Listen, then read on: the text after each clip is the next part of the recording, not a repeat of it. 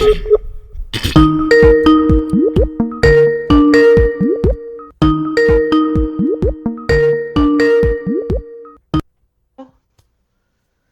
this is Luke. Hello. Hi, this is Luke Anthony from Greatest Hits 98.1. Hi, Luke. It's Katrina. How are you? Pretty good. How are you doing? Yeah, great. Good, good, good. Sorry about the mix-up on the time zones and everything, but we finally all got. That's okay. We kind of get used to that. It happens so often, and with daylight savings time and everything like that, we never know, what day of the week it is, let alone, what time. Right, exactly. So it's a nice day over here in the States and up here in Wisconsin. What's it like over in the UK right now? Yes, absolutely stunning day in London as well. Feels very autumnal, but the wind is just starting to pick up a little bit. But otherwise, very, very crisp and clear and beautiful. It's a good day there. It's a good day here. And actually, I'm going to make a reference back to something weather-wise and climate-wise that's happening here in the States a little later on. But we'll get to that as we dig deeper into the track list of Hearts, Loves, and Babies. It's out. It's been out for a little bit. August 28th was the release date. First album in a few years.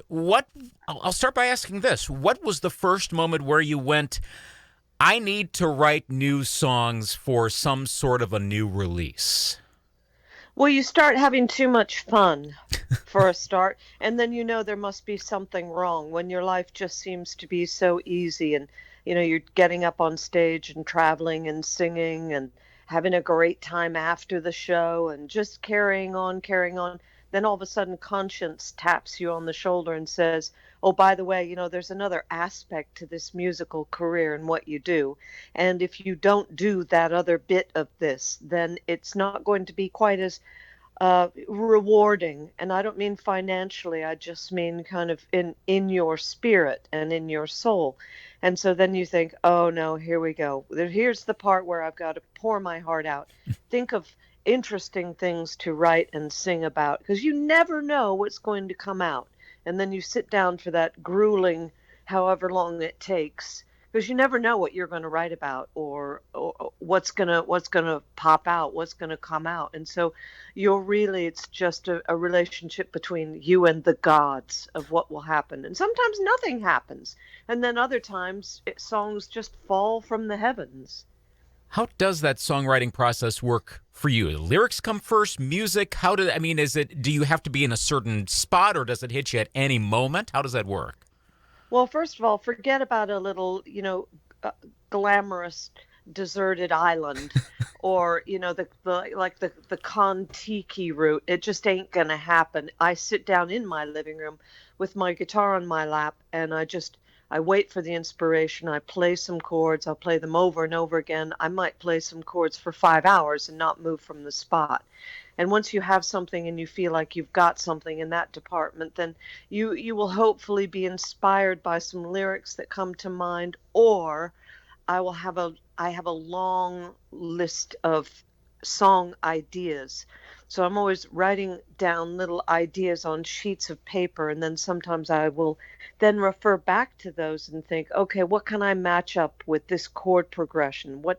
What's this? What does this feel like? What's going to happen? And like I said, sometimes you can labor over something for days and days and days and think, it's just not coming, it's just not coming together. And then other songs take as long as it takes to sing them and play them. Like 3.5 minutes, sometimes you can write a song and it's just completely done and you're completely happy with it. So you never know. But if you don't try, then you won't have the fails, but you won't have the wins either. How many songs did you write in total that you were considering for the project? There were 2 more that didn't make it, Okay. just because when it then all came together with Hearts, Loves, and Babies, then I thought, no, these 2 are out on a limb. And I didn't want anything that people would pass over because they felt inappropriate, or the atmosphere of the song was wrong, or suddenly too much of a gear change. So I really did. There's one cover on there, which is a song called I Can't Give You Anything But Love. But the rest are originally written by me. And so to add to that, there were 11. Okay. And then so 2 didn't make it. Why that particular cover? Why did you go with I Can't Give You Anything But Love, Baby?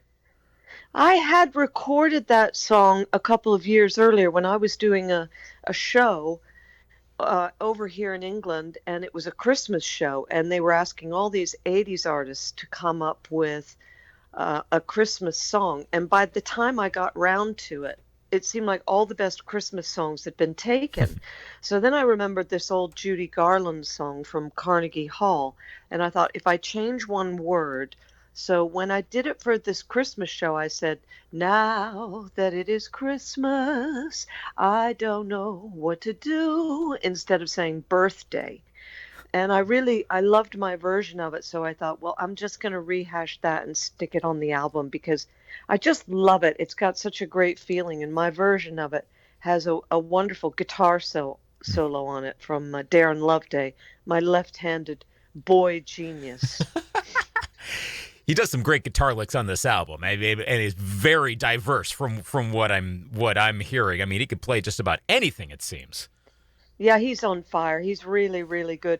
And it's great to have a left-handed guitar player and a right-handed bass guitarist because when I stand in the middle, then it's just the perfect framing, of the one guitar going out one way and the other going the other way. So from an aesthetic point of view, it looks cool, and there are just four of us on stage. So I like the symmetry of it. So it really worked out that he's such a phenomenal player as well.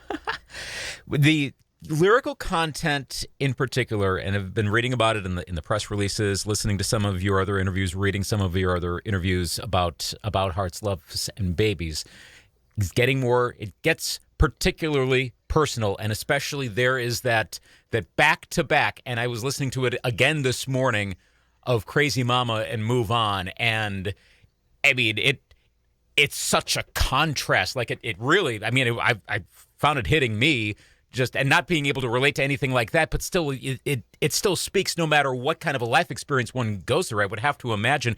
Where did you decide I'm going to talk about my mother? I'm going to talk about other aspects of personal life in these song lyrics for this album. Well, Crazy Mama is a song that my mother was crazy in the funnest, eccentric, greatest possible way. And so I exaggerated that in Crazy Mama. And I'm working on a video for that right now as well, which is just going to be completely random and crazy. But I think she would have enjoyed it. My mother was born in Topeka, Kansas, the same as me, but grew up and always wanted to be in the circus and wanted a crazy life, and wrote to Ringling Brothers, Barnum and Bailey, and actually got a letter back from an Italian trapeze artist who was with the circus at the time, and she said, "Catherine, you should just marry a nice man and just go to college and marry a nice man and have a family. The circus life is very hard, and it's my mother wanted to be a hot dog in a bun, and they just said no. I mean, she was allergic to horses and dust and everything else, so it would have been a nightmare. But she ended up kind of having her own little circus because she had 6 kids and married a man who moved every year through his work in the military, in the Air Force. And so she had her own crazy life, but it sort of made her crazy along the way as well. It's a very, very hard life.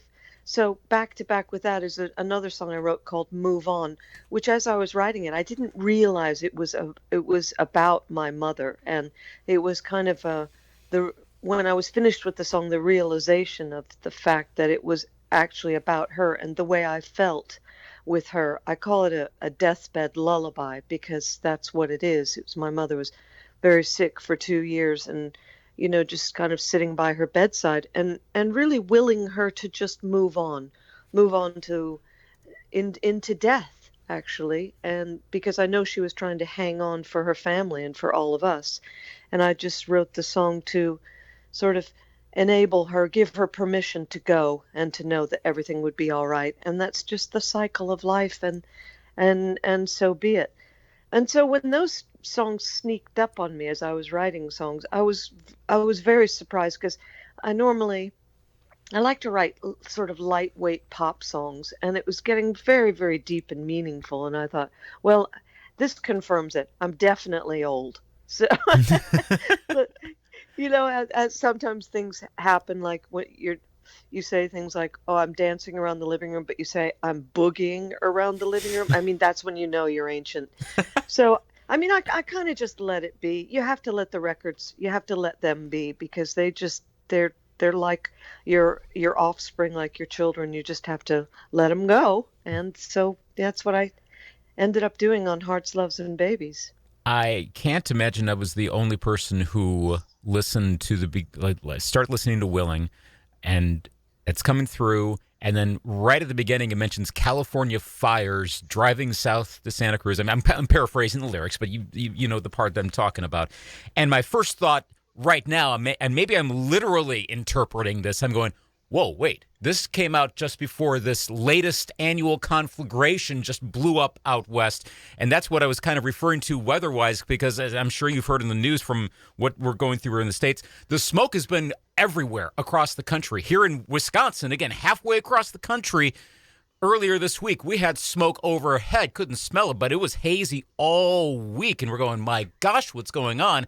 And I went, wow, what incredible timing. Okay, now maybe I'm literally interpreting that as opposed to the actual meaning of the song. What is that song about? What is Willing about? Willing is a song, and yes, the first line is the California fires are burning, and every road leads south is closed. Oh, my love is waiting for me. How I'll make it to Santa Cruz, God knows. This song was inspired by reading a lot of John Steinbeck works of where he's got eclectic characters who do sometimes crazy and foolish things. And what this person is doing in my song is this person has decided the only way to get to Santa Cruz and get out of the fire that this person is in is to swim. And so this person is going to swim down the river and get to Santa Cruz. I don't even know where Santa Cruz is. I wrote the song as a fantasy that there was a fire in California and the only way to get to the loved one was to swim. And it's a kind of an epic adventure in a John Steinbeckian way. But this was written way before that fire. And some of the other songs on the album that were written before the pandemic that now seem to come into play, like a song called Drive. I don't know what it's like in the States, but one of the things that we all missed in England so much was just being able to get in the car and drive. And when we could, after lockdown, it was the thing that gave us so much freedom and made us feel kind of like we could escape the pandemic for a couple minutes just to get in the car and drive. And I thought, well, I know it's banal to say in this song, I want to drive. I just want to drive, total control, feeling alive. But that's just the way it made me feel. And then stick hooks galore in there, and hopefully we've got a decent pop song. Mm-hmm. And it kind of varies depending on where you are in the country. I know the urban area, like the big cities, have really been locked down. Here, it's kind of a suburban area, so we've been able to get out and about. At least I've been able to get to the radio station, but we're keeping it cautious here. But yeah, there's still that sentiment of how do we get past this? So even if it's not literal driving, though, like I said, for some people that is the case here in the U.S. That sentiment I have to imagine it's worldwide to varying degrees right now with this pandemic. Well, yes, of course. I mean, it's one of the few things that we, as a global community, have shared, and it's a very unique experience that there's no one on planet Earth who is untouched by this. And because of that, it is a phenomenon. It's an awesome phenomenon. And it will pass, like everything will pass, although it feels like we're just wading through treacle right now. For me in my business, all of my shows in 2020, and I had a very, very full calendar, all got moved to 2021, and even those have big question marks over them. And so you know what, I decided yesterday I was going to adjust my thinking and stop thinking about this. I'm going to do what I can to not spread. I already had I had COVID-19 already in March. Ooh. And so I was just one of the lucky ones who had mild symptoms, And if it hadn't been for a peculiar dry cough and quite a bit of fatigue, I wouldn't have even thought that it was anything. But I did go and have a test, and it showed that I have antibodies, which means I already had it. But, of course I can get it again, so I do my bit. I wear a mask. But in the meantime, I decided it's a mindset to worry about it and have so much anxiety about it the whole time that I am going to literally forget about it and just get on with my life and try and be happy and know that this is just a snap of the fingers in the grand scheme of of humanity and time. And I'll just not try and bring myself or the people around me down with any negative thoughts like what's going to happen, because I mean, I don't know about you, but it's so hard to pull yourself away from the news, Hmm. the media, and what's happening. And people love to make the big statements of, well, this is going to be with us, it could be 2 years, it could be 3 years. And I just think, wow, I think I'm just going to stay in today. I'm going to crack open a nice cold beer, and I'm going to chill out. I'm going to watch something lightweight on television or Netflix and try not to get too caught up in it and stop watching the news. I admire that sentiment. That's really nice. The other thing that has gotten a lot of people, at least artists, from what I've been looking at online, you've noticed the same thing. It's this whole at-home video DIY approach. If you're making a music video, you got to do it a little bit differently. You can tell which music videos were shot up until the pandemic and which ones came afterwards. And I'm between the videos you've done for like the two videos out right now, so for I Want to Love Again and for Drive, and some of the other videos I've seen from other artists, it's almost a throwback, from what I'm interpreting, back to the early days of music video, where you're literally using video as opposed to film. You're shooting in people individually. You're doing different frames and bringing that in, and kind of it's going in again to that original concept of how do we make a video. And I got that impression with you and the band members and, of course, the poodle. How did you ultimately decide, I'm going to have the poodle drive in this car, or in this video, I'm going to have the poodle be an analyst in this video? Where did you get that idea for those particular videos? Yeah, and don't forget the flying monkey. The poodle is also a flying monkey Oh, from yes. The Wizard of Oz, and I am the Tin Man Yes, because I yes. couldn't find anybody else who wanted to wear the face paint, which is silver and takes a long time to get off. You know what's this has created is a huge amount of creativity and imagination. And I look around and I think, well, what have I got to work with? Because I'm kind of in a bubble and everybody's isolating around here. And I look over and I see that I've got a poodle.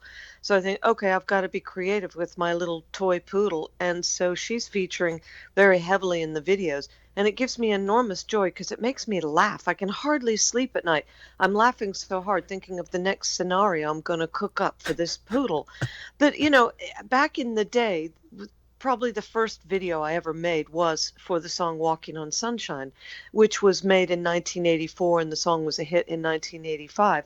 But that was on a very, very low budget. And all I did was walk along the edge of the Thames, which is the big river here in Mm-hmm. London, Mm-hmm. and go to Hyde Park and feed the ducks. And then we went inside and we just I played the guitar in a black and white top with I think it was a red guitar, and it was cheap but cheerful. I think it cost us £600 to make, which back then was about $1,000, which is nothing these days.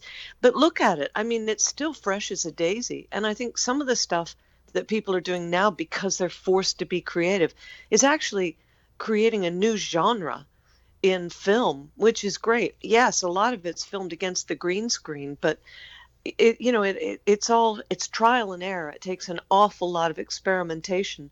But even sometimes when it goes dreadfully wrong, so sometimes the results, they're either catastrophic or they can be absolutely brilliant. So you never know what you're going to get. I mean, again, if you don't try, you're never going to know if you're failing here or if you're winning, or have you just invented a new genre of video? I mean, for me, I just use what I got, and it happens to be my little poodle, and she happens to really love it. She loves driving the car. That's kind of her natural go-to position, to be there at the steering wheel. Oh, it's so adorable, especially like right at the end of the video, and then you look the poodle's looking right into the camera, and then Crow is right, and I see the nose right there. I'm just like, oh, that's so cute. I love it. I love it. I know she's a natural. She's so much better at it than me. That's why I put on the poodle mask and let her do the business of being cute. You're gonna have to have the, and what is it? Peggy? Is that the name? Am I Yes, right? Okay. that's right. Okay. Peggy Lee. Okay, Peggy. I'm sure you know this, but Peggy Lee's gonna have to be in like every video you do from here on out. Like it's Well, of your thing. course. Yeah, I'm making one for Crazy Mama now, and we've got a Pope outfit for her, and I'm not going to say anything else. Okay. But she will be flying. She will be flying. Oh boy, we'll be watching for that one for sure. I have one other question about, and I know I got to let you go here, but one other question. I heard this, and it was your interview with, I think it was the interview with James Watt, and I'm always curious about the alternate histories of music, and you'd mentioned about how when in 1985 you guys get signed to the paraphrase it here, you weren't expecting other radio stations to go Walking on Sunshine's going to be the hit. You figured there were other songs that would probably more likely to be the first single. So of course, did I just hear Peggy Lee in the background? Yes, I'm afraid so. I love it. I love it. I love it. Pete. What? Oh, Pete. Oh. Okay. Yeah, she gets called Pete or other things when she's in trouble. I may have to open the door and let her go and investigate whatever it is. Go on, go on, go on, go on. Right. She's gone now. She's going to check and see if it's the postman or the mailman, as we say in America. Right. Yeah. So what happened with Walking on Sunshine is the Bangles covered a song of ours called Going Down to Liverpool. Right. And we didn't have much of a deal. We had a deal with Attic Records in Canada. And that was kind of the only thing we could get. When the Bangles covered Going Down to Liverpool, it brought some interest from some major labels. And we were doing this little tiny tour from the East Coast to the West Coast of Canada, back again, and then back and forth, back and forth. Even though I'm American, it just seemed like the Canadians liked our music. Mm-hmm. Couldn't get signed. Then all of a sudden we started seeing these sort of shady looking guys with clipboards and taking notes sitting at our gigs, and they were major record labels, and they were checking us out, and we did eventually get signed by Capitol Records. So it was very much thanks to the Bangles. But when we sent out our demo tape to all the radio presenters and DJs, we had 4 songs, and it was kind of like Capitol saying, introducing Katrina and the Waves. And Walking on Sunshine was the 4th song of those 4 songs, because we just thought, oh, well, we'll end on a little high. But the song wasn't really us. We thought we were a bit cooler, a bit more serious. But the DJs heard Walking on Sunshine, especially the drum intro, and they said, it's the Sunshine song. This is the first single. This is the one we love. This is the one, you guys. What's the matter with? Why can't you see that? And we were like, what? Really?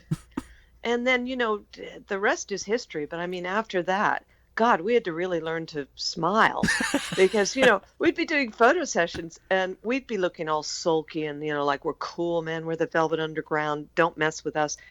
And these photographers would be saying, come on, you guys, you're Walking on Sunshine. Come on. Oh, boy. Let's, take your dark glasses off. Let's see, jump up around. You're like the Beach Boys. You're like, a happy Chrissy Hind, you're like, and trying to kind of make us something. Well, obviously, we had to go with the flow because people seemed to like the record. What do you happen to remember the other 3 songs on that demo? Do You Want Crying, Red Wine and Whiskey, and a song called Que Te Quiero. Oh, what?